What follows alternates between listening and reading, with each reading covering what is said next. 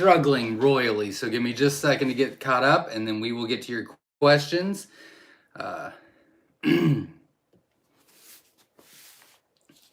Hopefully, tonight's technical difficulties will go a little bit smoother. So, all right, I am good to go. All right, so tonight is just rapid fire Q&A. If you have any questions about Coturnix quail, feel free to ask, and we will get you taken care of as quickly as possible, so that we can get as many questions in as possible. Hopefully you guys watched the video I just posted. I know that it was very, very loud in there. It's just the way it is in the barn. We're going to try to not do as many videos in there, but there's some videos that just, if I'm going to do the video, it has to be in there. But hopefully you guys watched it and liked it. Verna's in the house. Welcome. And if you do have questions, because I won't be reading all the comments tonight. Sundays are a community setting. We sit around, we talk, we hang out. I read all the comments, this, that, and the other. Tonight is just questions only. If you do have questions, if you could put question marks or exclamation points at the end of your question so that I can pick it out and it's easier for me to see, I would greatly appreciate it. Water problem killed 300 quail and made me sick. Any ideas of a good lab? Water problem killed 300 quail. It's unfortunately that's happened to us as well numerous times. It's not a one-time deal. It happens. It happens. I think we've lost 3 massive times with water issues. And it's devastating for sure. I'm sorry. Just keep learning from the mistakes. That's the best thing I can tell you. Everybody's a little bit different as far as their setup goes. I really do like the water line going to, you know, a 10-gallon bucket or a 5-gallon bucket or whatever you need, and then letting it flow down. You know, gravity feed down to the waters. I think that if there is a water issue, then at least you have some time to find it and fix it before that bucket runs out. So that would be my advice. Not talking to me. Again, feel free to ask your questions. This is a rapid fire Q&A. What do you look for when choosing your male females, and at what age do you choose them for your breeding program?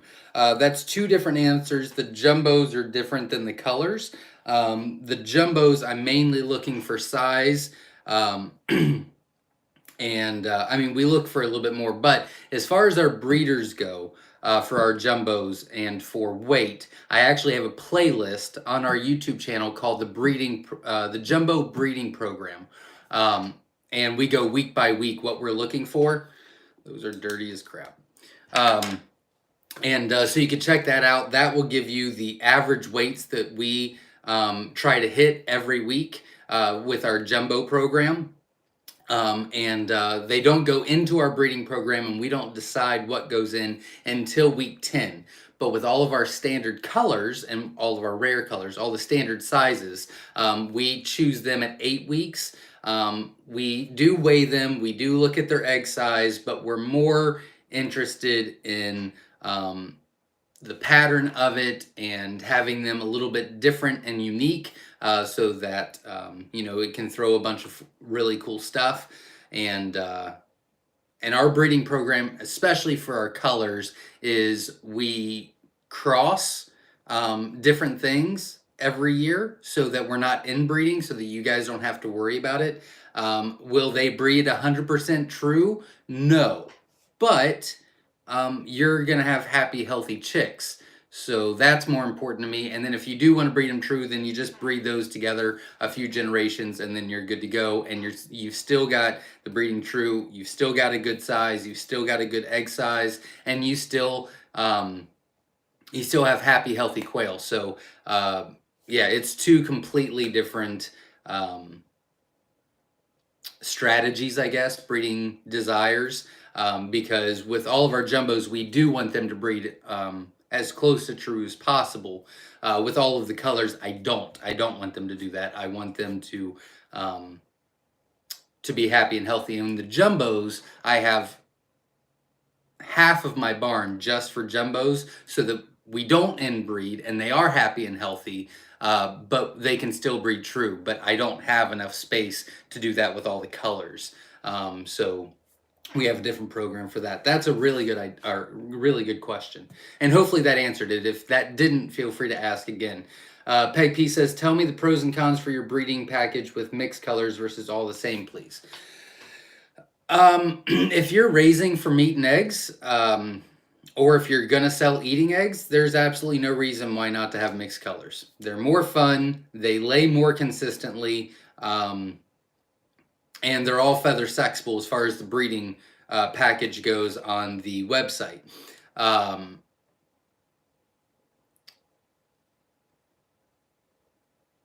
The only difference between mixed cages and cages that are all the same color is what color the chicks will be when they hatch. So if you just want to keep one specific color, then you need to have just one specific color. But if you're okay with the diversity, then a mixed cage is fine. I mean, we've got 1, 2, 3, 4, 5, 6, 7, 8, 9. We've got 9 mixed cages out of our 74.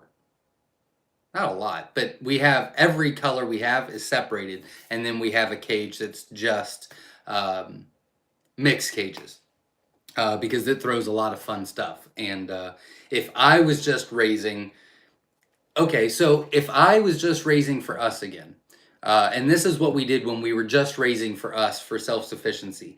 We had a cage of jumbos and we had a cage of mixes. We had the cage for jumbos because they're larger meat and eggs.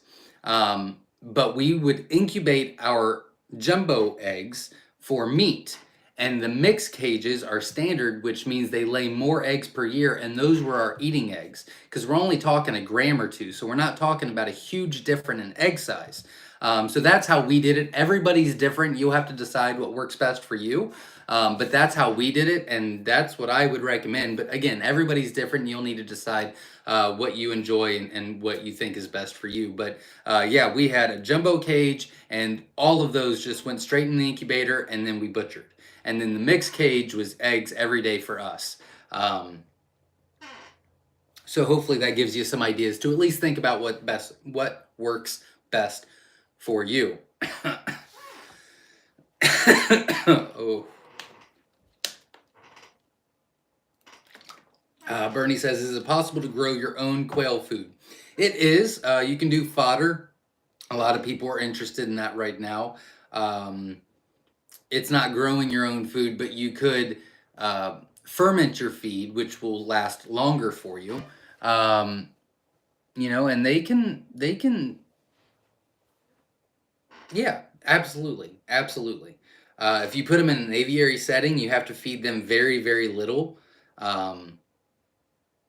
They forage a little bit. So yeah, absolutely. Again, I appreciate all of you here. I'm very happy that you're all here. I am not reading any of the comments except for questions tonight. Sundays, we do a live Q&A, and it's a community setting, and I read every comment that I can get to. Sometimes I get behind and they get deleted, but I read every comment on there. It's like 2-3 hours. We hang out. We have a good time.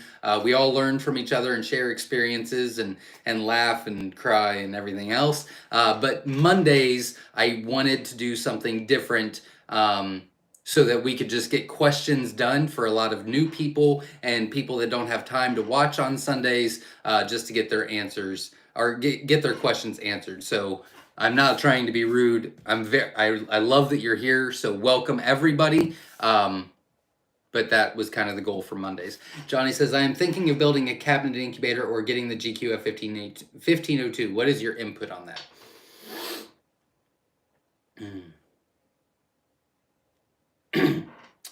Well, we have both.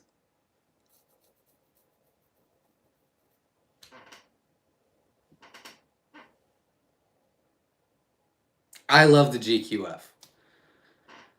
We wouldn't be able to have the business that we're having unless we built our incubators either. So it's I get a much better hatch rate and fertility rate in the GQF than I do my big incubator. But it's so big that, I mean, it's just, I still get about an 82 to 85% hatch rate in my big incubator, but I get about a 90 to 97% in my GQF. So either one. I really like the GQF, and it just sets you out or sets you up, and you're off to the races. But I wouldn't be where I am if we didn't have the incubators that we built. Hey, my friend, 17 out of 50 hatched so far, expecting good things tonight into tomorrow. Unfortunately, 16 were duds on candling them right before lockdown, but they sure are adorable. There you go.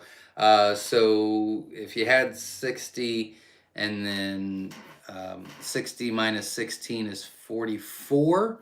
So you could still get 44 out of 50. That's great. Congratulations. Wonderful. Question for Zach. I ordered hatching eggs last night. About when will they be mailed? 25 jumbo mix and 25 variety choice. The jumbo mix is about 2 to 3 weeks out. If it's a mix, I would say probably, I'm just throwing something out. It'll be somewhere close.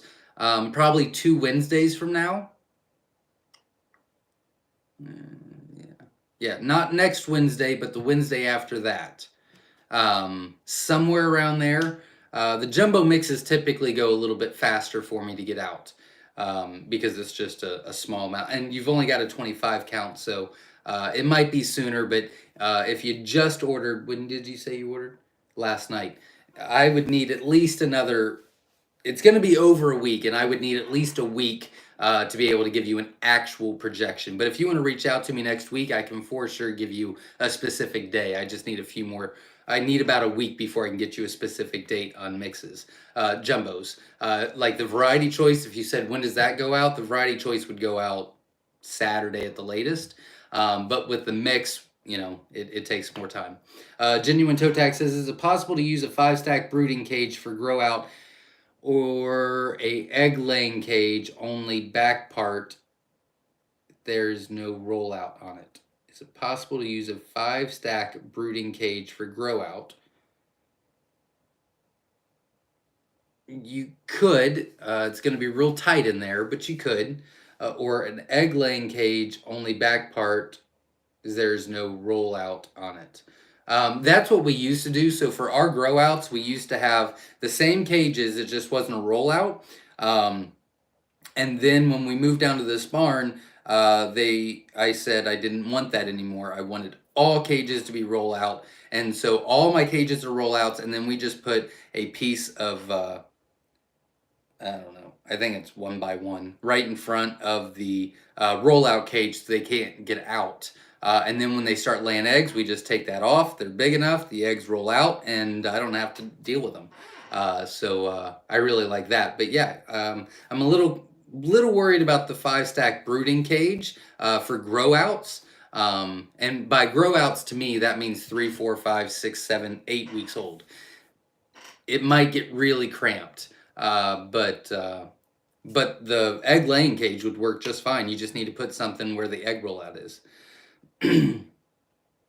Hello again for Colorado. I'm looking at getting Dale's Quail's 3-stacker, planning to put dividers in one to make smaller breeding cages. Would be roughly to buy 19 by 19. Would this be okay for 6 quail in each?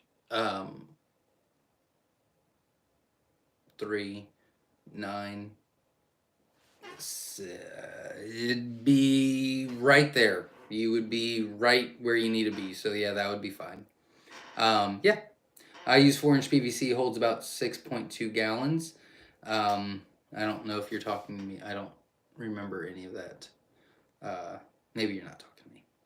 Happy Campers is back. Welcome. Yana says, with the weather getting colder, should I wait till it gets warmer to order eggs? I'm in Arkansas, but I'm sure it's freezing up in Ohio. It wasn't too bad today. Yesterday was freezing, but it wasn't too bad today.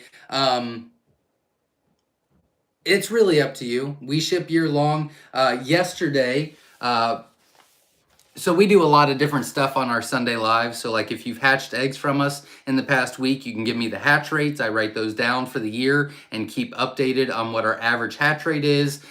We ask where everybody's from. It's always interesting to see that. So we do a lot of stuff. But yesterday's numbers, I still have them here, was 26 out of 25 golds.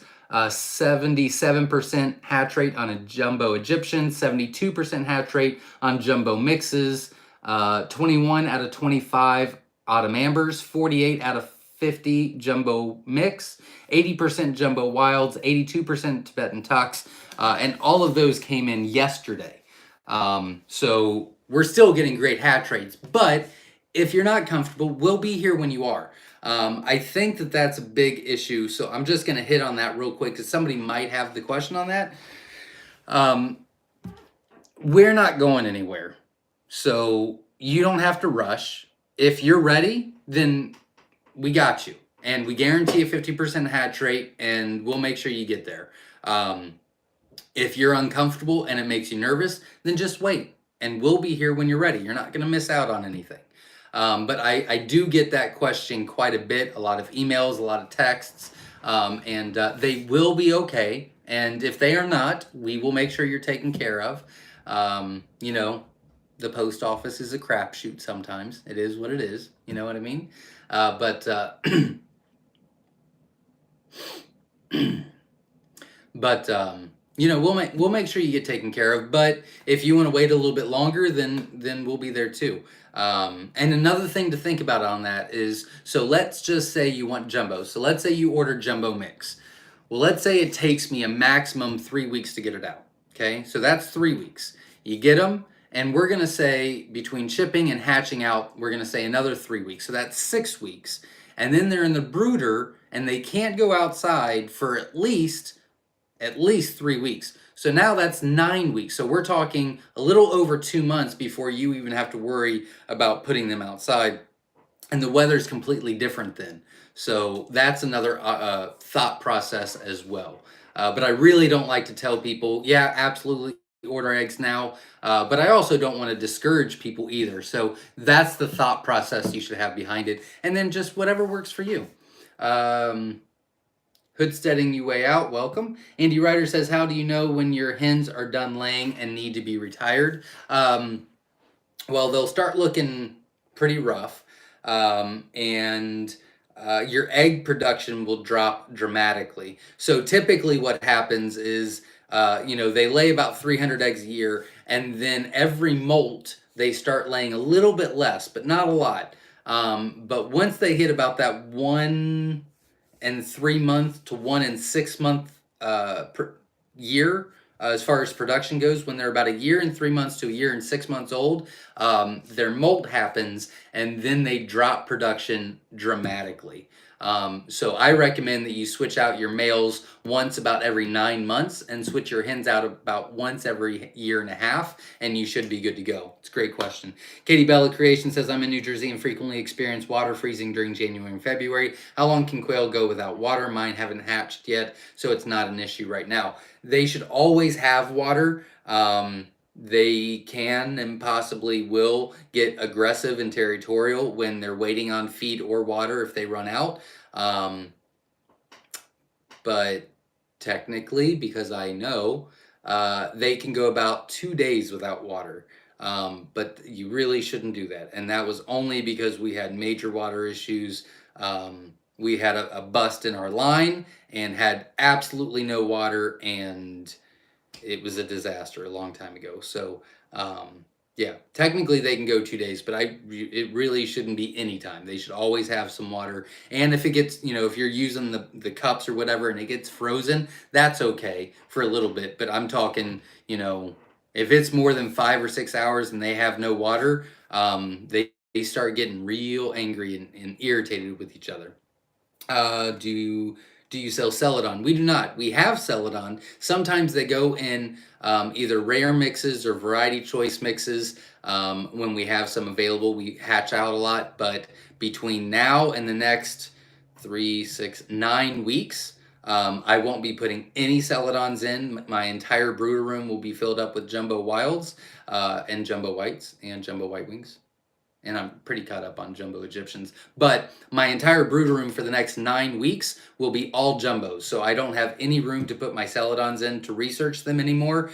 So we'll just be putting some in the mixed varieties going forward. But no, I don't sell them individually. I'm still researching them. I'm not very happy with their hatch true rate. And I want to get their color right as well. And I want a specific egg formation. So until I'm happy with that, I won't be selling them. Karen says, ordering jumbo quail eggs tonight. Wanted mainly jumbo wild, but this is the only ones I see available. Can I get more jumbo wild eggs in my order? It is limited. Like if you do the jumbo mix, we do put wilds in there, but it's a limited amount. It's usually, I mean, it depends on how many you order. I try to put as many in as possible, but if you order a 60 count, there's different rows. And so typically I'll try to put about 1.5 rows of jumbo wild, 1.5 rows of jumbo white wing, and then it'd be 2.5 whites and 2.5 Egyptians. But it varies per order. I mean, I try to give out as equally as possible. Our jumbo wilds will be back on the website February 11th. I've got 400. I lied. I have 300 jumbo grow outs that just started laying eggs. I still have to wait a couple weeks before they go into the breeding program. But they just started laying eggs. They'll go into the breeding program. I've got 400 in the brooders that are hatched. They're week and a half old. And then we've got, I don't know what today is. Monday? Oh, so they're 2 weeks old. That's exciting. And then I just hatched out 900 jumbos that are a week old. And as soon as I get all my orders out, the first week of February, I'm putting all jumbos in, and we're filling the entire brooder room of 1,600 jumbos. So hopefully, the reason I said all that is I'm trying to get caught up where they don't have to be taken off the website, which would be fantastic. If you could hit the like button, support the channel, I'd greatly appreciate it. I am doing my best to help answer your questions, and it would be great for a like. It helps the channel and makes me feel like I'm doing something special. You do not have to at all, but there's a donation button at the bottom. It's a $sign. You don't have to worry about that, but that's what that is. But the like button is free and makes me feel great. While we're waiting, Homestead says, hello everyone, make sure to hit the like button. Oh, thank you very much. What jumbo chicks can you ship shortly? I have no jumbo live quail, and I won't for quite some time. Everything that we hatched out, I am keeping. I'm not willing to sell. I actually had someone contact me Saturday, and said that they were willing to pay $25 a chick, and I said, that's awesome, but no, and I wouldn't take the money anyway, because that's just not right. But I'm not willing to get rid of them. I want to not have to take them off the website. So as soon as I get all my breeders done and we get caught up on orders, I'll start putting jumbos in. But because we're behind on all jumbo eggs and we're about 2-3 weeks out, or they're off the website, I've not put any in to hatch out and sell for us. So I don't have any of those, unfortunately. Puerto Rico's in the house. Welcome. That's super cool. Belinda Klein says, I have been seeing a lot of articles about bird flu being back in the U.S. Any advice on how to avoid it getting our birds? That's a great question. And yes, there has been a confirmed case in South Carolina. It looks as though that they've already contained it, but they kind of knew it was coming. There was an outbreak somewhere in Canada, and they knew that it was going to reach pretty fast. So they were kind of prepared. I won't say all that. So I actually have a biosecurity video that you can check out. And if you just search YouTube and put biosecurity by Myshire, you can watch that video, and that gives you some tips and tricks. But with all that, I actually have all of our biosecurity information, all of the things that we have to follow as a hatchery here. It's on our website under the blog section. So you can actually look at that, print it out, read it over, and it gives you tips and tricks on biosecurity, how to keep your flock happy, healthy, clean, all that jazz. So that would be my best advice, is watch that video, get just the gist of it, the main points, and then just read over it, glance it, and you should be good to go. But quail, anything's except quail can get AI, quail can get bird flu. So I'm not saying that, but because they're not pasteurized, because they're not free range, they are less likely than everything else. Waterfowl is number one for sure. And then, chickens and things like that. But quail, because they're usually housed together, this, that, and the other, then it's possible, but it is more unlikely than everything else, if that helps. But that would be my answer for that. Hopefully that helps. And guys, if I'm answering a question and it doesn't clarify for you enough, please ask again. I'll be happy to do that. Oh, God. Peg says, Zach, are there any colors that should not be mixed? Nope. Be careful. You can mix them, so I'm not saying you can't. Just be a little weary about mixing the German pastels with the Schofield silvers. That's a little tricky. So if you're not very experienced, I probably wouldn't recommend it until you get some experience behind you. But anything else, you're good to go. How to fix bumblefoot. There are ways you can fix bumblefoot. I do not. If I see it, we call it. And I know it's not genetic or anything like that. I just don't want them to suffer, and I'm not willing to go through the process. But there are ways. Oh, who was it? Shoot. Give me just a second. I'll try to remember who it was that did a video on it. But more importantly, how to prevent bumblefoot, and that is the wiring on your cages. So top of the line, if you get PVC coated wiring 1/2, you won't have bumblefoot at all. If you get galvanized 1/2, and you put it in correctly, you'll get very limited to no bumblefoot at all. So it's the wiring that's causing the bumblefoot, because they're getting scratches or little pricks into their feet, and then obviously they poop all over the place, they get crap in it, and then it causes an infection. So if you can prevent that, then you don't have to worry about it at all. What breed of live quail do you sell? Well, they're all Coturnics, but so we sell teen sets, which are the quail that are not feather sexable. So silvers, Germans, Tibetans, scarlets, rosettas, any and all tuxedos, things like that. Then we've got a rare teen set. All this is on our website as well. But Growlfies, Growlfie tuxedo, scarlet fee. I'm trying to think. Non-feather sexable rare colors. I can't think of I don't know, stuff like that. And then we've got a breeder set, and that is all feather sexable colors. So you could get golds, you can get autumn ambers, you can get pearls, you can get fab fees, you can get wilds that are not jumbo.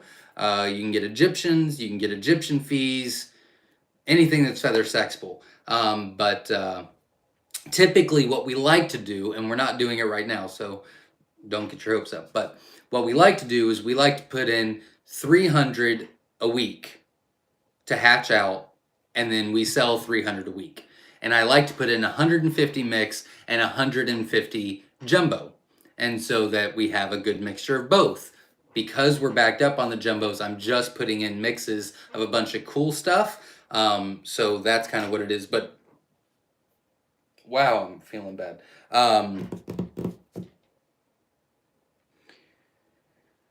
But all of our options are on our website. If you go to our website, myshirefarm.com, which, let me ask you a question right after this. You can go to the tab, and the tab in the corner will say products, and then there'll be another tab down. You'll click on that, and it'll say live quail, and that will give you all the options there, because we also sell a male set as well. Oh, and the question that I wanted to ask is,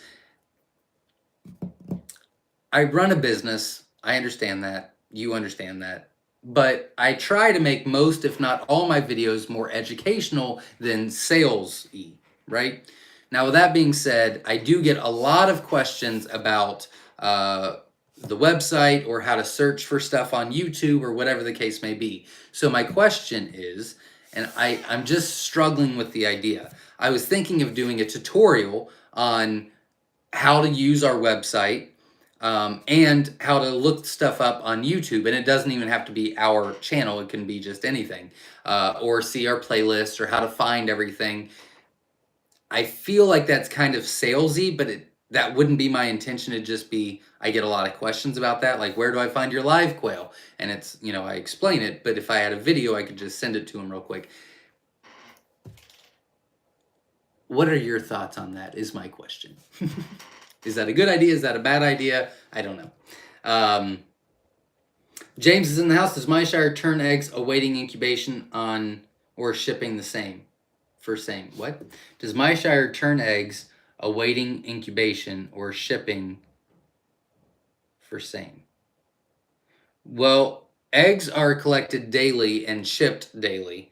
So we don't turn any of those. I mean, they're literally collected, put in a foamer, and shipped out same day. As far as the ones that we're collecting to put into the incubator, no, I do not rotate the eggs while they're waiting. I just put them on the counter and let them be. And really, it doesn't affect the hatch at all. Richie says, that's a good question, though. It's a very good question. I hope I answered it correctly. I think I understood the question, but hopefully that helped. Richie says, just finished a small hatch with the 360. Had a heck of a time getting humidity up past 70% during lockdown near Rochester, New York. In the teens, cold, dry air. Any suggestions to get the humidity up? You can put a little piece of Tupperware in there and put fill it up with, I don't know, an inch and a half of water, and then put a sponge in there. That will increase your humidity at lockdown tremendously and stay that way for about a day or two. Or you could put a wet washcloth or wet rag in there. You'll have to do that a couple times a day. So if you do the little Tupperware thing and put the sponge in there, if it's, I don't know, if it's 2 inches high, the Tupperware is, the quail can't get into it. So it's not like they're going to be able to jump into that thing. And that will boost up your humidity almost the entire lockdown. Usually you'll get a big hatch, and then when you're taking those out, you just fill it up with water again. The sponge will soak it all in and increase the humidity. I did not see this. I am so very sorry. Dale's Quails donated $20 to the channel. Thank you very much. Donations do go to the channel and right back into it. So we're doing incubator reviews. We're buying things to try out so that you guys don't waste your money. We are spending money on a new Gigantor. We're doing a video on that. So any money goes straight back in the channel. I'm gonna try, I did, but I gotta work on it. But like, for example, I bought this thing. We tried this out today with the video I posted, and it kept picking up the quail. So I'm going to have to find something else out to try to get away from that background noise, which this was supposed to do. But yeah, any money donated to the channel is going right back in the channel for you guys. So thank you very much, Dale. Carlos says, can you tell if a hatchling is a tuxedo when it hatches? Yes, you can. The face and the chest will be yellow, and the back will be some other color, usually black, brown, or red, usually.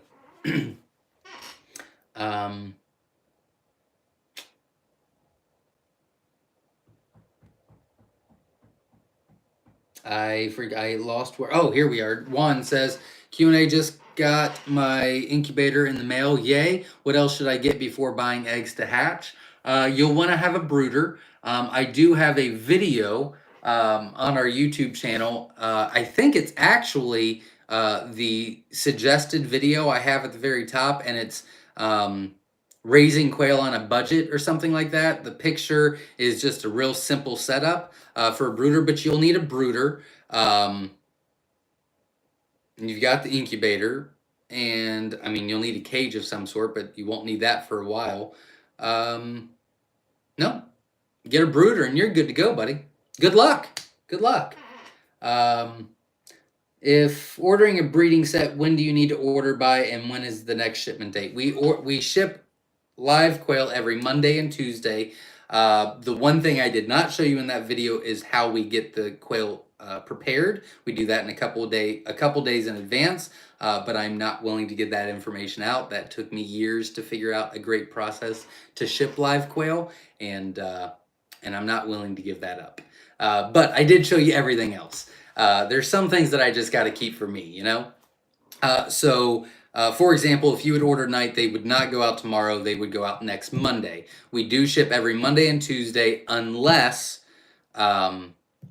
it's a holiday. If it is a holiday at all that week, so like Martin Luther King Jr. was, I believe, last Monday, we didn't ship live quail at all that week because the post office is always a day behind, and I didn't want to deal with it, with live quail anyway.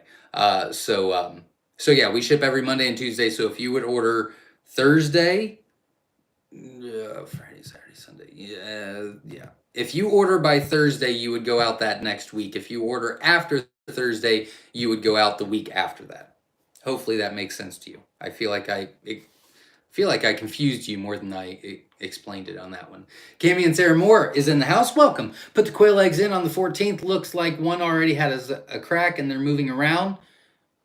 10. That's not. Still have them on turning and not supposed to take them off till Friday. What is your thoughts? I honestly would take that one out and look at it. If it is cracked, it's not supposed to be cracked. So somehow, most likely the turner cracked it, and you need to take that one out. Otherwise, it's going to really start stinking real bad. Yeah, because you're only on day 10. So there's no way they're hatching yet. So yeah, I would say that the turner probably cracked it, and I'd get that one out. So yes, open the incubator, take that cracked one out, and then you don't have to worry about it. If you open it up, you take it out, and you realize it's not cracked and it just looks weird, just open it up, put it right back in. Just make it real quick. It's a good question. Hit the thumbs up. Absolutely. Thank you very much. Do you need to have the Govee app open to get readings outside the perimeters? That I do not know. I don't use the app. So I'm not familiar with it. I'm sorry. But here's a little fun tip for you. So on the Govee, for all of you that have it, you know, it says like minimum, maximum. That means the range that it's been in since it's been in there, right? Well, if you need to see where your range is, then you can actually just open the back, take the battery out, put it back in, and then it starts all over. So then you can check it a couple hours later, and if it says, you know, the max was 104 and the minimum was 93, well then that means you've got a huge circulation issue somewhere. So that's just a little tip that we use. But I don't use the app. I'm down there 10, 12, 14 hours a day. So once I leave the barn, I don't. If something bad happens, it happens. I'm down there a lot. Have you updated your price list, or is it correct? The price list is correct. For right now, I have not updated the website. There will be some changes, not a lot. We will be decreasing some of the egg prices, so I'm pretty excited about that. We will be increasing about 4 egg prices, just a little. And then we'll be adding a bunch of different options and varieties on there. But I'm hoping that I can get my entire week list done tomorrow, which will give me Wednesday I've got blue orders. Wednesday night, all day Thursday, and all day Friday to work on the website is the goal. Because George is caught up, and he'll be able to take most of the barn. So I'll go down there, collect eggs, get them out, and then work on the website the rest of the week, except for Wednesday. So I won't be able to work on it till Wednesday night. Cool. Your live breeder package, am I able to choose other breeds, or is it of your choice? It's a great question. So I'm going to answer it honestly, but just make sure everybody hears me, okay? All right, so it is a mix. I will do my very, very best to give you what you want. I'm telling you now, I have no jumbos. But in the note section at checkout, so you're checking out, you're putting in your address, there's a little note section there before you click pay or whatever. In that note section, you can say, like someone bought today and they're going out, no, yeah, they bought today. Yeah, they bought today. And then they text me today and said, hey, I didn't realize that I could request, is there any way I could have at least one pearl and one Italian? That's fine. I know I have them. I was in the brooders all day today. I know I've got a pearl in Italian for sure. So you can put the notes in there, and if I've got it, I will for sure get you out. If I don't, then I will do the very best I can. And if it looks like that next week I will, then I might even delay your shipment for a week to get you what you want. But there are times where people will request, I want all pansy fees. Well, I might have one or two. I don't have them all. I'll look for the next week's orders, and if I don't see them in there either, then I'll give you the two pansy fees and maybe some pearls or fab fees, something close to it. So I do my best to give you what you want, and you can request in the note section, but I can't guarantee it. It's a great question. Fabulous My just donated $20 to the channel. Thank you very much. I really appreciate it. The money tonight and actually next week is actually going to Gigantor, and we are very close to starting that up. So I'm very excited about that. There was something else I wanted to tell you guys, but I don't remember what it was. Oh, I do remember. Tomorrow we're actually probably tomorrow. I think tomorrow. We're going to be doing another video I'll be posting, and that is going to be different quail rails. So I did get my pheasant trays in, so we're going to test those out on camera, or on the video. I will show you the GQF quail trays. I will show you the quail trays that we buy for our big incubator, our Gigantor, and then I'm going to show you if the jumbos fit in all of them, the difference between standard and jumbo eggs in the turners. And we're also going to try the Hovabator slash Little Giant egg turner, and show you if the jumbos fit in there or not. So that should be a really good video as well. So if you haven't subscribed to the channel, make sure you do so, because I think a lot of people will enjoy that one. We are thinking about starting mealworm farm for our quail. Can we give them too many mealworms? Could these serve to reduce quail feed costs? It can reduce quail feed cost. You can give them too many because they're very high in certain things, and so moderation is best. Moderation is best in almost anything. So yeah, you can give them too many, but they can have a lot as well. So too many is like, I wouldn't worry about it too much. Just, set aside, just moderation, say this is whatever, and play with the numbers. I'd always start low and then build yourself up rather than starting high and cutting back. But yeah, we'll lower the feed cost, and good luck. We try to do it, but with 6,000 quail. If you watch the video that I posted just a little bit ago, we've got 2,400 males plus grow outs in the main barn, and that's what it sounds like at all times. 12 to 14 hours a day, that's what I hear. I think that's why I'm going deaf, but I'm not too sure. It could be something else. Shelly C says, what is the best way to store fertile eggs for incubating? Room temperature counters, just fine. Not a big deal at all. Don't overthink it. Hit the thumbs up, people. A few more likes would be good. Thank you very much. I appreciate the support. I don't remember if I said, if you don't know, I've got COVID, and I've got that foggy brain. Like I'm not on my A game, so I'm doing the best I can, and I'm pretty confident I'm giving you good information. And if I'm not, somebody will correct me in the comments, so watch for those. I'm pretty sure I'm good. It's just I'm struggling, and my brain's just foggy, so I don't remember. But if I didn't, Fabulous My donated $20 to channel. Thank you very much. I really appreciate it. It'll go to a good use, I promise. Good Lord.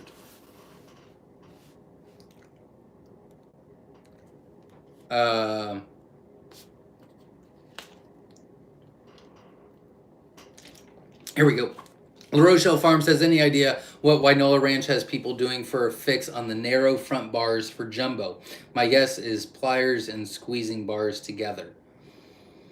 I do not know what you're talking about. I actually talked to David today. He is back in town. He was out of the country for a while on some family things. And so he's back. We talked briefly today, but I'm struggling and I had a bunch of orders to get out. So I am going to be talking to him a little bit later. He did say that within the next week or two, everything will be back on the website. They're kind of lost without him a little bit. So he's getting everything back in order. He's slammed. But people doing to fix the narrow front bars. Oh, I don't want to put it on that. That would make me mad. Let me write that down, La Rochelle Farm, and if you want to text me maybe Wednesday or Thursday or ask me next Sunday or whatever, I should have an answer for you.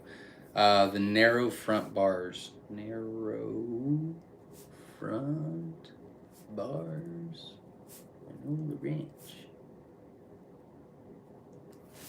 I've not heard that issue before, so I'll have to check it out. Do you know anything about Salnavo incubator? I've never heard of that.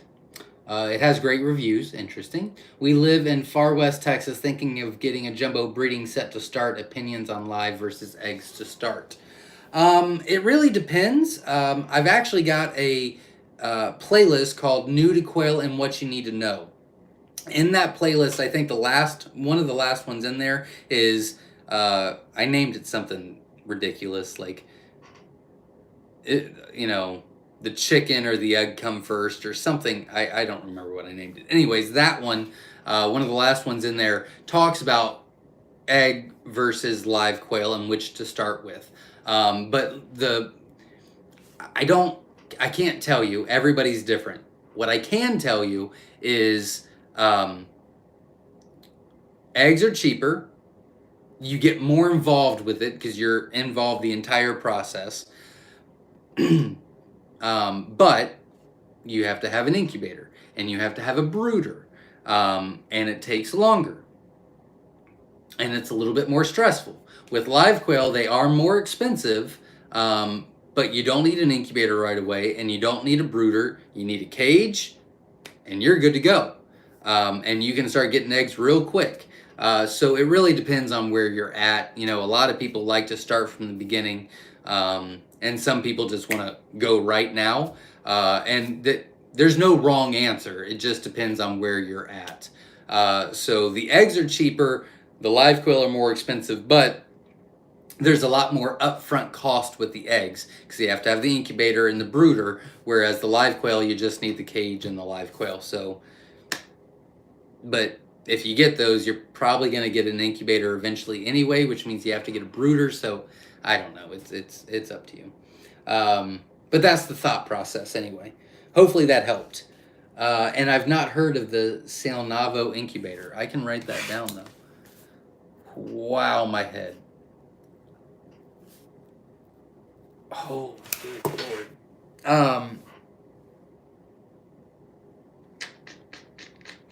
Let's see. In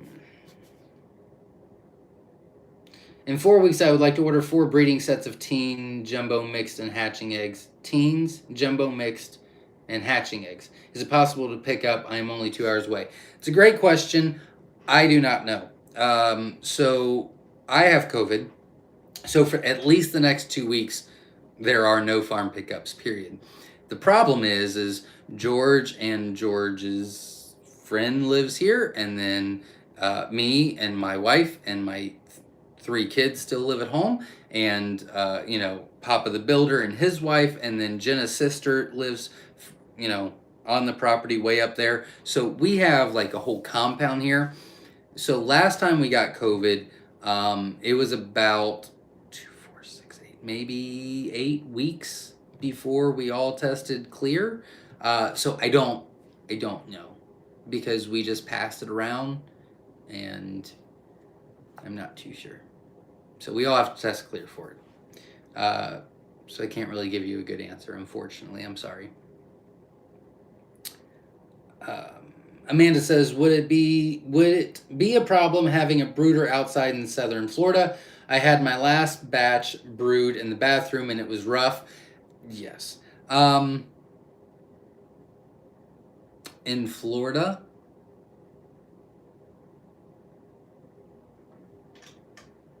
no, no. If you could maybe possibly, if you could maybe put them in a garage or a little shed or even make a little lean-to, um, with the right brooder, yeah, you would be fine. I mean, we had a brooder up when we first started, and it was just in a little lean-to, and I mean, we had to do massive construction to it and make it weatherproof and this, that, and the other. But it did great. I mean, we get better results now, but it still did great. So yeah, it's absolutely possible for sure.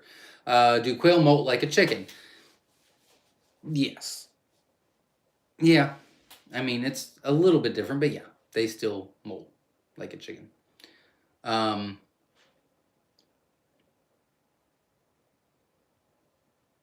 what happens if my female is younger than my male? What happens if my female is younger than my male? Um, well, I guess it depends on how much. I don't put any quail together that are over a week apart. I think you're just asking for trouble. Now, once they're all 10 weeks old, then it doesn't really matter. But if you're trying to put a, you know, 10-week old with a 6-week old and the male's older, it's not a good idea. But if they're both over 10 weeks old, then it should be fine. Um, what's everyone's favorite Coturnix color? My favorite color that I would recommend would be the Egyptian fees, and I always say jumbo wilds or jumbo. I really like the jumbo sex links, but that's just my personal preference. But the jumbo wilds are the biggest. But I just think the sex links are awesome. It's just cool. It's just cool.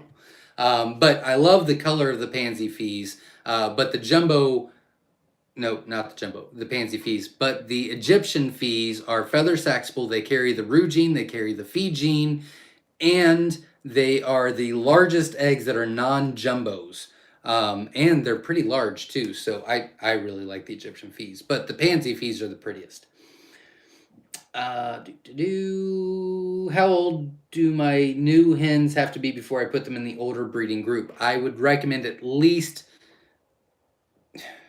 to be safe, I would say 8 weeks old. You're fine at 8 weeks. 6 weeks, it's tricky.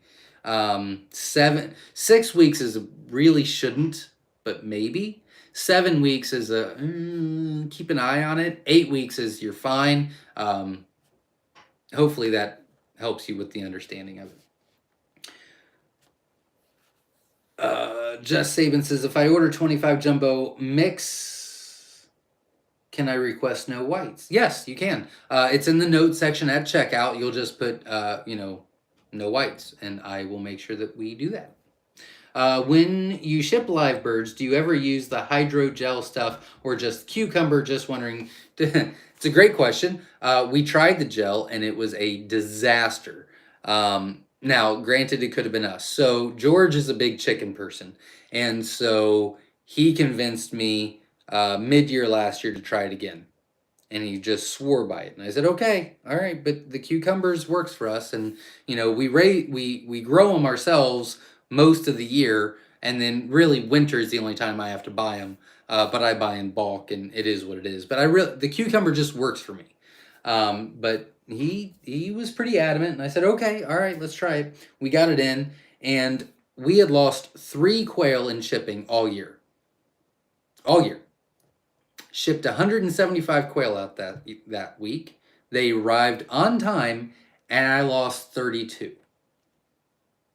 So we won't do that again. But that was a stressful time. But I mean, we had to try it. I mean, it makes sense. We had to try it, but no, I won't. I won't ever use that again. La Rochelle Farm. Did you post a video today? Because I did not get a notification, and I'm caught up on my phone. I'll have to check that out. So, is there a Pacific time they molt? It really varies. There's a lot of factors. It factors in on environment, feed, where you get them from. Um, I even think this, okay, I know for a fact what I just said is true. This one is still up in the air, but I even think that it also depends on your ratio, your male to female ratio, and how many quail per square foot. I really do believe. We're researching that now. Again, that research won't be done for another year because if we're going to research something like that, we need to make sure it's accurate. But that's really what I think. But I don't know that for sure. That is just an opinion. That is not a fact. I don't know because George disagrees and he might be right. Um, but the others for sure. So it really does vary. Doug in Texas, I received my 720 egg order today. Awesome. I like to hear that. Good luck and keep me posted. Best of luck to you, and keep me posted on your last hatch as well. I hope you get more than what you're thinking. Jasmine says I had a question in self-sufficient quail group about new to her quail. Her 4 hens are picking on the one shy male. Hens are picking on the one shy male. She separated them but wanted help combining them back together safely. Best tips. The best tips are I've got a video. If you search into YouTube, introducing new quail to an existing flock, I've got a video on it. And then if you go to our website, there's a blog that Jenna wrote, and she's much better than me, and much smarter than me, and much more elegant. Eloquent? See? She's better. She's just better than me. Anyway, she wrote a blog about introducing new quail to an existing flock. That will help a lot. But really, you want to disorient them and then put them back in. So you put them in a small little box, you put the male back in there, and then you put them all back in like an hour later, and they forget that that's where they were, and then they're all friends again. Usually, I mean, watch the video and read the blog, but that's pretty much what it is. Newfoundland Canada's in the house had 2 outbreaks. Both were hobby farms, I believe. I do believe that that is correct. I could not remember for sure, but that sounds accurate to me. Thank you. What non-jumbo chicks are able to ship soon? I think I've got some Egyptian fees. I've got Italians. I think I sent all my fab fees out. I might have an Egyptian or two.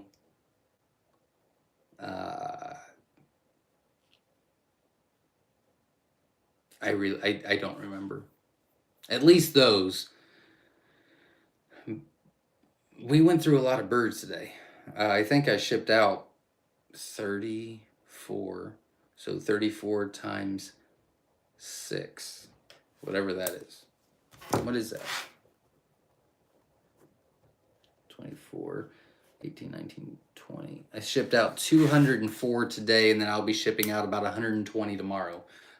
So it's hard for me to keep track of that. But at least those. Mash or crumble for hatchlings. We use crumble. I love crumble. The mash, they seem to waste a lot and didn't seem to get as big. We didn't research it that much. That's what we thought we noticed, and so we just changed it. But I'm not willing to get mash back and do the thing on that, do the research on that. But yeah, we use crumble the whole time, and 100% I never recommend anyone grinding feed. I think that's a horrible mistake. Oh, well, somebody's doing it.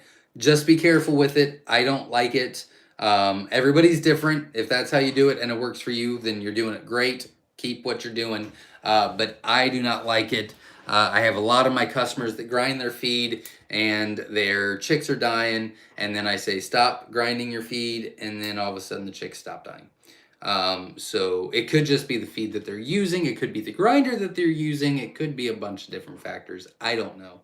But I don't like and you don't need to. They eat crumbles just fine. But a lot of people do it and have success with it. I've just only heard horror stories, so maybe that's why I'm against it. Sorry, I missed the explanation comment. The hottest spot my brooder is 100 degrees. The coldest is about 75 to 77. Is that a better range? 100 75, 70. Yeah, that's great. That's perfect. As long, I mean, yeah, that's great because then they can control it. So if they're cold, they can be right underneath the light or the heat source and they can just move away from it as time goes by. Absolutely. I like that. Tutorial is a great idea. Okay, thank you. Can you wash quail like with water and soap? Some people have done it, yes. I have never done it, so I don't know. But I've had pictures sent to me with quail in the bathtub. Sure.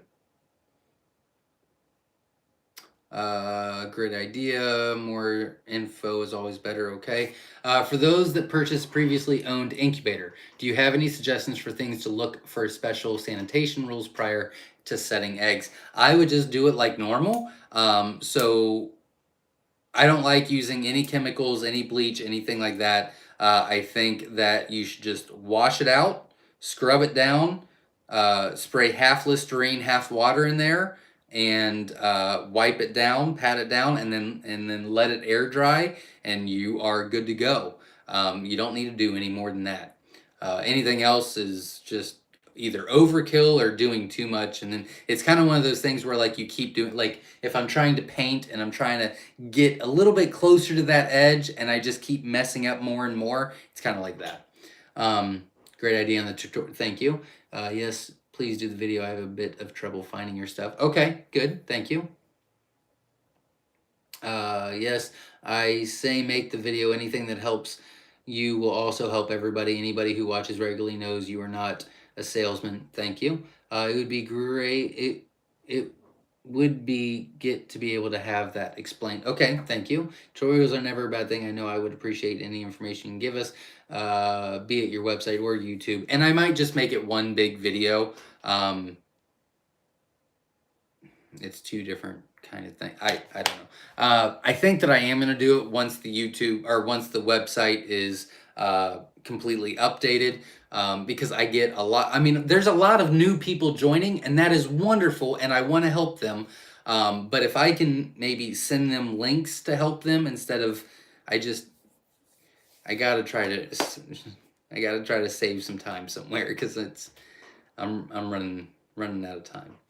Can you wash live quail with soap? Yep, I answered that already. People do it. Johnny says, how are the pigs? One of the weak ones did die, that I'm kind of happy about, because I was actually going to have to do it myself if it didn't get any better by the end of the day today.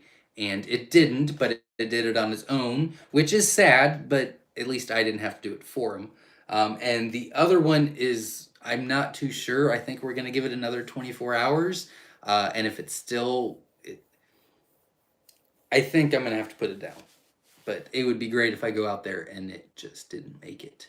Because putting anything baby wise down, I don't even like doing baby chicks, baby quail. It's rough on me. I'll do it because I don't want them to suffer, but oof, I don't like it. Don't like it. When they're big and fat, I have no problem. But I don't like the babies. I don't like doing that to the babies.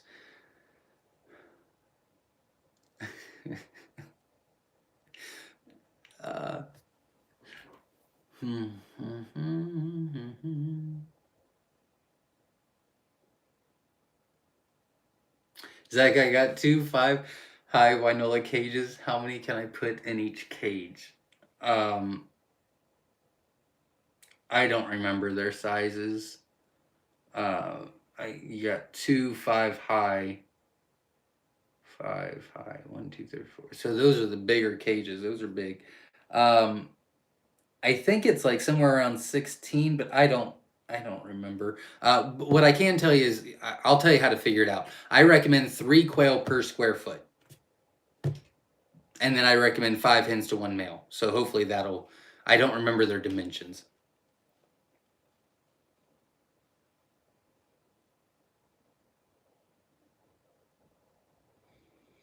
I got 60 eggs from you. Put in the incubator on the 10th. Excited to see how they do. Well, good luck. If you have any questions, feel free to reach out. Here's another thing that I wanted to share. Here's something that maybe you have a question for that no one's asked yet is someone bought an incubator and they are brand new and they called me today and they put their Govee thermometer, which they did buy one, which was great, but they put it on the side of their incubator, again, up on the wall and all the way to the top, and it was reading 99.5, and so he put him into lockdown, and he's now on day 18, and none of them are hatching, and so he moved the Govee to where the eggs are, and it's actually reading like 95 and a half. So the placement of the Govee is very, very important. I'm in the middle of doing the Humidity video now. I'm going to put that information in there, but I don't think I've ever said that before. So the Govee really needs to be where the eggs are, because that's what you're more concerned about. And hopefully that might help somebody else. Zach didn't even say they needed a Govee. I don't know. Everybody should have a Govee though. Or some incubator or some thermometer hygrometer you trust. It doesn't have to be Govee. Do your jumbos carry the Celadon gene? I don't want to say a third. A little less than a third. Quarter? Around a quarter. I don't know for sure. Of my jumbo Egyptians do. But nothing else. My Govees have a reset button. Oh. Mine probably do too, but I just take the battery out. I didn't see it. I'm sure it does though. Yes, most definitely make the video on navigation on the website. Okay, good luck, Glenn. Love the website tutorial idea. Thank you very much. Fabulous, Maya. Again, I know I've said it. You donated $20 to the channel. I really do appreciate it. Thank you very, very much. And I will put that right back into the channel. We'll do more videos for you and hopefully better quality. So if I have to say so myself, I'm patting myself on the back. I really do think that I've got a long way to go, but our videos have improved dramatically in the past couple of months. I've really, really made it a focus to not only give you good information, but in a good way. And I didn't have that focus before, so it'll go right back in the channel to make better videos for you guys. Oh, I don't feel better. I feel awful. I feel awful. Jenna was really mad at me last night. She's like, I thought it was going to be a quick Q&A. And I said, it wasn't. And she's like, well, you get in there and you're all, excited and no one knows that you feel like crap. And I said, well, it's okay. And she's like, all right, well, go to bed. And I said, oh, I am. And I went straight to bed and I slept like a baby until 5 o'clock this morning. And it was glorious. And I felt okay. I think I'm just getting run down now. But any luck finding a platform to have auctions beside Facebook? I am still working on that. I can't really go into it, but yes, I have something in the works. I'm hoping, yes, I'm hoping to have something. I'm hoping. Do I have that date on me? Oh, thank you. We are supposed to have a definite answer the 3rd week of February. So we'll see how that goes.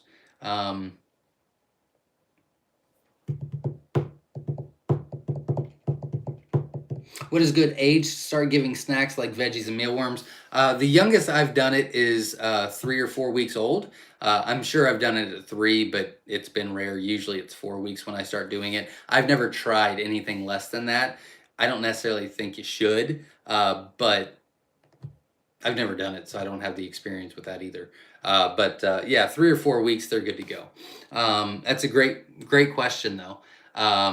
Again, if you are just joining or you showed up a little bit late, Sundays we do a live community. I read every comment. Mondays is supposed to be. I'm going real slow because I'm struggling, but it's supposed to be a rapid fire Q&A, and I'm only reading the questions. and answering. So I'm not going through all the comments. So if I'm skipping your comment because it wasn't a question, I'm happy you're here. Thank you for showing up. I really appreciate you. I'm not trying to be rude. It's only for questions for Mondays. 197. 118 likes. I like it. Thank you very much. Zach, can we pre-order and pay 6 to 8 weeks ahead of time to request breeding sets? No.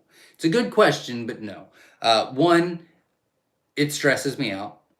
I don't like taking money and not having a date. Like even the 2 to 3 week out, like I'm forcing myself to do it, which I think is acceptable. I think it's on the high end of acceptable. I can't go past that. I don't like taking money that far out. I don't like it. I don't like it. It stresses me out so much. I don't sleep. I don't eat. I don't like it. I want people's orders to go out. So I don't do that. And not only that, but with live quail, I just don't think it's a smart move to do. So for example, the jumbos would be caught up and back in stock if I did not have a brooder disaster and I lost literally 200 breeders in one night that would have been laying by now. So again, something happened, lost a couple brooders. It is what it is. That's just the way it goes. It was a freak accident and it wasn't anybody's fault. It just happened. But so now I'm more behind. So if I would have taken pre-orders, I can't. So it's a good question. And business-wise, I should. I mean, it would just make sense because I'm sure a lot of people would be okay waiting, but I'm not okay with you waiting. And it's more me. It's me, not you.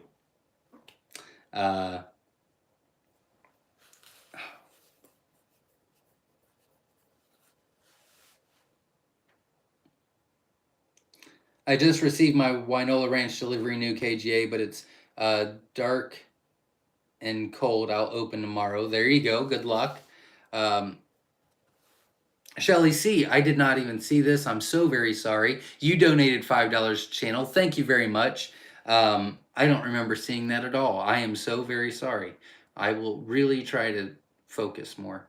I apologize. Thank you very much. I appreciate it. I can contact Winola, no big deal. I am referring to the narrow space of the Winola cage to stick head out to eat. Not on the Myshire cage. Are you talking about their regular cages? If you are, then yes, your assumption was 100% correct. I thought you were talking about, for the jump. Yes, correct. Yes. I thought you were talking about the Myshire edition cage, and I'm like, I didn't know there was any possible issues with that. But if you're talking about the other cages with our jumbos, then that is what they're recommending. Have Winola cages and did squeeze bars together to create bigger openings for the jumbos to get their fat heads through to feed. That's a good idea. Guys, that's a good problem to have. I ain't even mad. That's great. That is great. I'm sorry. I wasn't even I just had in my head the Myshire cage, so I'm sorry. Zach, there seem to be grow out cages, breeder cages, and laying cages. What is the difference and which one to purchase because I can't afford them all? That's a great question.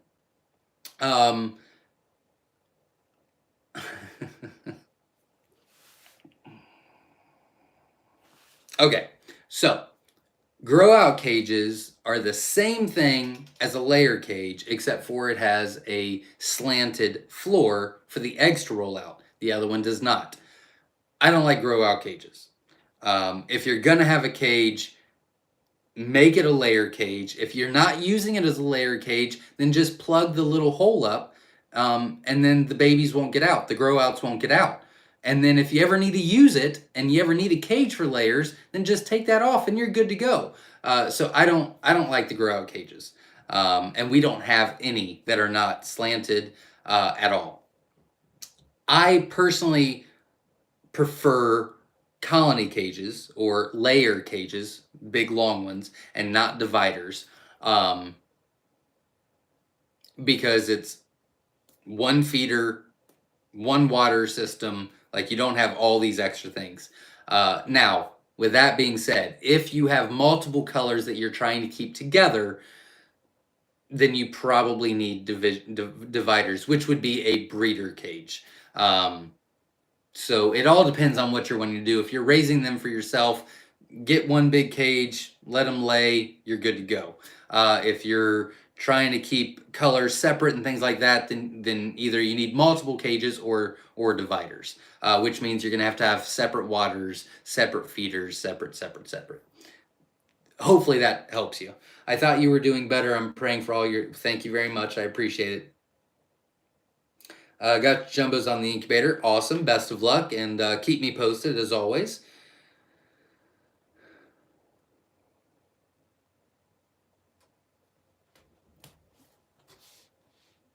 How do you swap out female after 2 years? Kind of the same answer. So you can look up on YouTube introducing new quail by Myshire Farm, and that will bring up a video called Introducing New Quail to an Existing Flock. You can do it that way. You can go to our website if you'd rather read. Jenna is smarter than me, and she wrote it where I did the video, so maybe go to the blog instead. But you can go to the blog.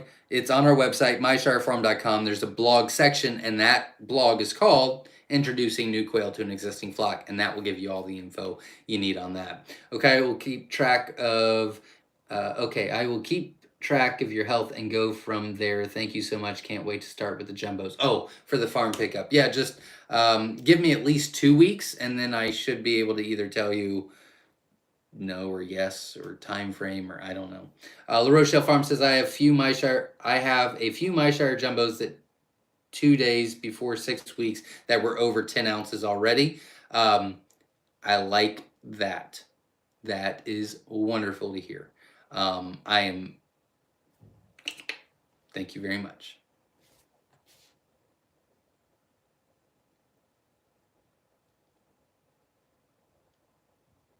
Are 6-week-old quail going to lay eggs? They could.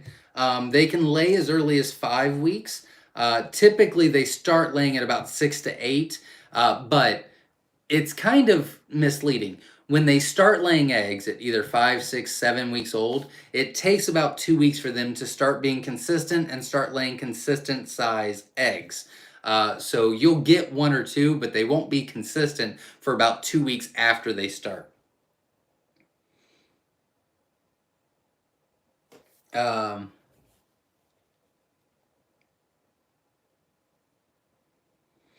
If you guys can put question marks or just put some question marks at the end of the question so I can pick them out better for me. Sex-link question. On your website, it shows jumbo Egyptian hens. Is that crossed with jumbo Pharaoh males? Or standard? I assume jumbo. They are jumbo. Sorry if this question is common sense. No, they are jumbos. They weren't. We had to work really hard on it, and we were trying to put jumbos from our wilds and jumbos from our jumbo Egyptians into the cage to make sex links, and they were still producing small, so we actually had to breed our actual sex links to get the jumbo size to stick. So that's been a new process. So yeah, they're both jumbo size. Off the top of my head, the jumbo Egyptians in the sex links, which are all males, or they hatch out all females. I think they average about, I'm pretty sure it's around 10.5 to 10.75 ounces at 10 weeks old. The jumbo wilds that hatch out males, they actually get bigger, actually. They're around 11 to 11.15. It's somewhere around those numbers. I might be off just a little. It's somewhere around there.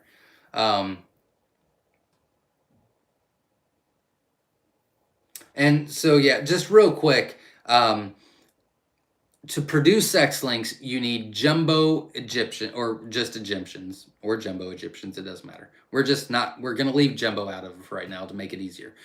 To produce sex links, you need Egyptian males, Rue Egyptian males, and Pharaoh hens. You put them together, and that produces sex links.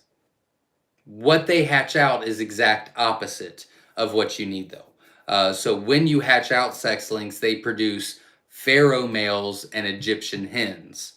So you would put those together, start getting pharaoh males and hens, and start getting Egyptian males and hens, and then you can start your own Egyptian process all over, or your own sex link process all over again. Hopefully, I didn't confuse you more. I feel like I did. I've been told the female egg production drops off after 2 years. Does the male fertility drop out off at that age as well? No, male fertility drops off at about 9 years. You got to remember that males will uh,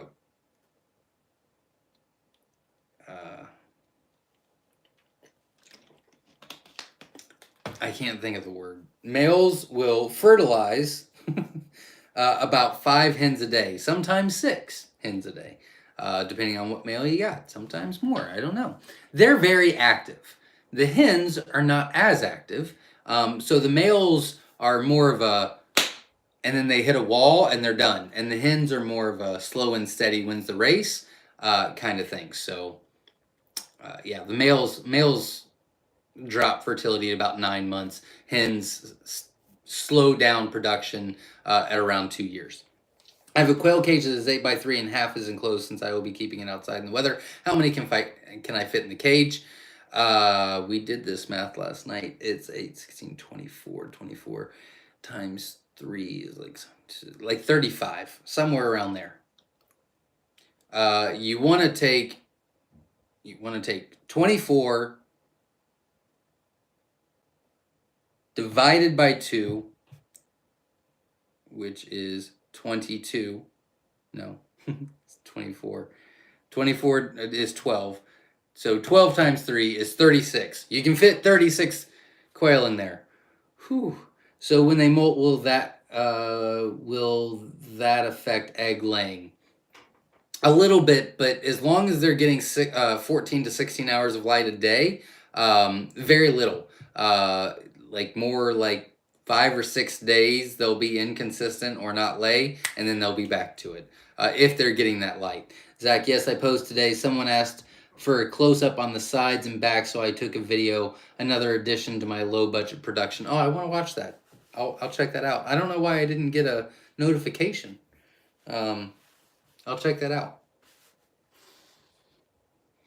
I have to grind the game bird starter crumbles as the crumbles lately are bigger and the chicks just toss them. Okay, well that's good to know. And maybe it's just, yeah, I mean, I'm just used to my feed mill's crumbles, so crumbles might be different in different areas. So that's true too. That's true too.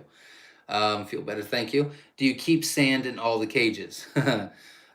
We tried that, and it was a disaster for me. They do love the sand bath. I would recommend it, but I can't do it here, or I would not have any eggs to sell. They just destroyed those eggs. So I can't do it. I had to take them out.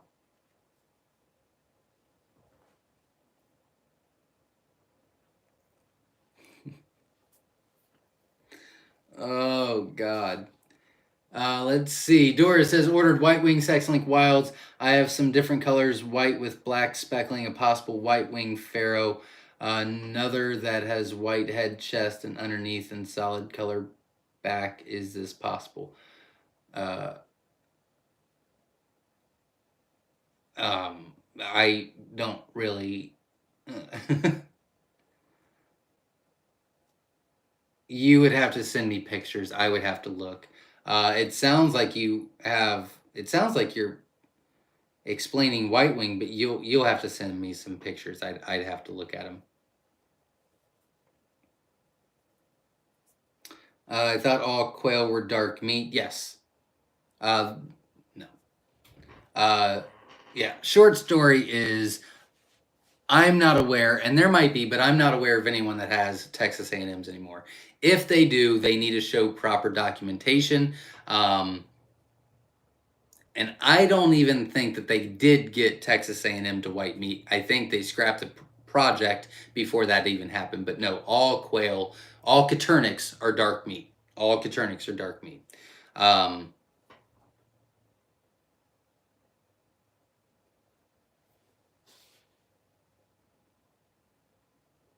Again, welcome everybody. I'm glad everybody's here. Can I overfeed my quail? Nope, you cannot. They will take care of that. Will they eat more than 2.65 pounds, or is that pretty consistent? No, our quail have constant feed. I mean, constant feed. So, no. And they should always have access to food. What are your thoughts about the hatching time brooders? I am not familiar with them at all. I have no experience with them, and I have no opinion because I don't know anything about them. I'm very sorry, but I don't know anything about them.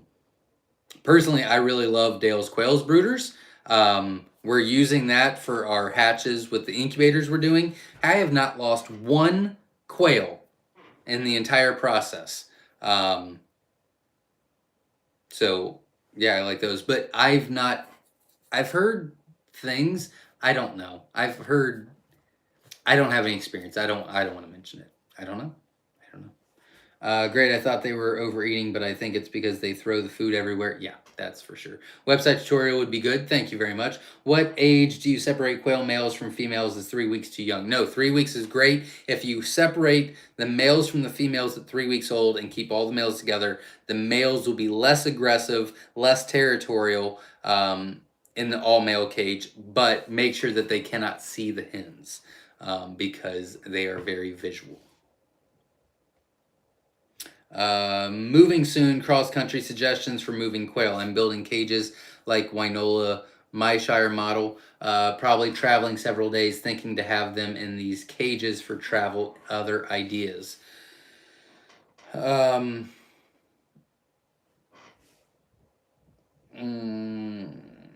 You could do that. If I was doing that, I would probably, oh God. I'd probably get those chicken crates, like they take to shows, and you could fit quite a bit in there. You could do that too. Be a lot less space to have to travel with, but yeah, you could use the cages too. That would be fine. Yeah, either idea would be a good idea. Um,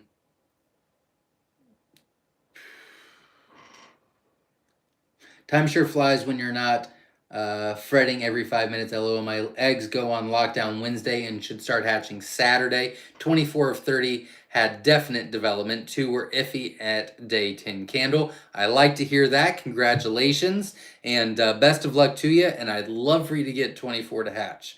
I'd be okay with 22 though. So good luck to you. And keep me posted. Best of luck. Thanks, La Rochelle Farm. I appreciate you.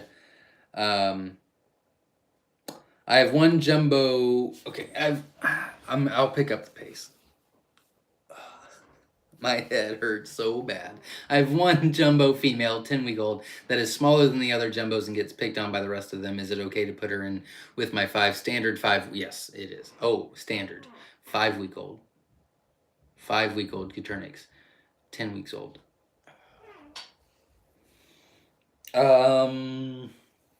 If you can, I would probably separate her for a week by herself. At least let them get to 6 weeks old. If it is a hen, that maybe it would be okay. Which you would know pretty fast if she's already getting beat up. Yeah. So my recommendation would be to take that one out, put it in with the 5-week-olds, and then you need to check back at least twice in the next hour to two. And if there's no picking or territorial issues, then you should be good to go going forward. But I would keep an eye on it for a couple of days. But I would definitely check a couple of times in the first hour or two. But it's a hen. Seems to be smaller. I think it'd be okay. You could try it. I'd prefer that the quail be 6 weeks old, but I also don't want her to get beat up either. I have tried to reintroduce her to the jumbo flock twice, and within days she gets injured. Yeah, you could put them with that. It should be fine.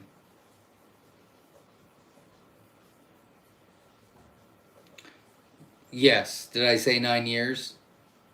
I'm very sorry. Not 9 years. Males, yeah. Yeah. Sorry. It's 9 months that you need to replace males. Fertility drops in males around 9 months. Not 9 years. That would be terrifying if they could go 9 years. That'd be scary.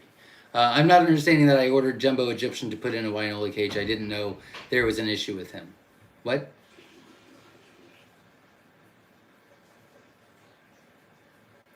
I don't know what that means. I'm sorry.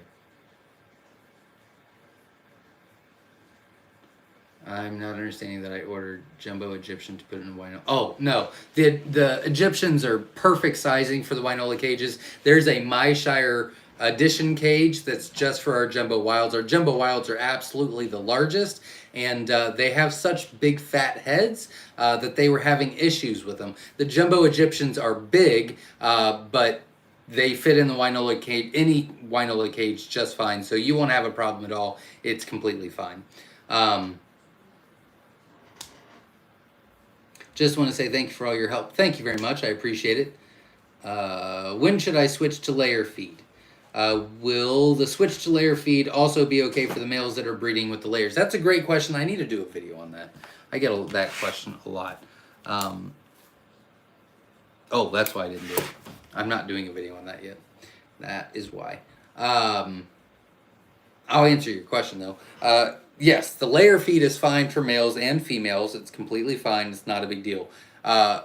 If they are jumbos, I think that what you need to do is keep them on a starter grower feed until the beginning of week 10.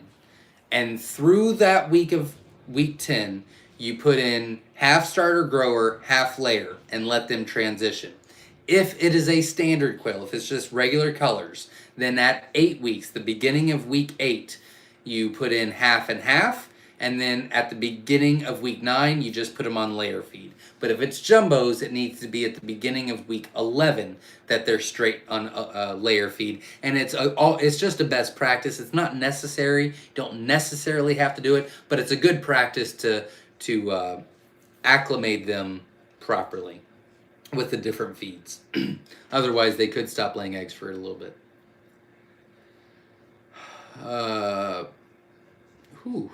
Getting a little dizzy. To get jumbos, you keep breeding your largest birds, correct? Yep. If so, does the bird's frame increase with the size, or is that something you watch for as you increase size? That is a great question, and yes, it should, but it doesn't necessarily. So yes, it's not just the size that you need to take care of. So let's say you're starting with, I don't know, let's say you're starting with 10-ounce birds and you want to get them to 14. Well, you breed biggest to biggest, and let's say you get to about 11 and a half.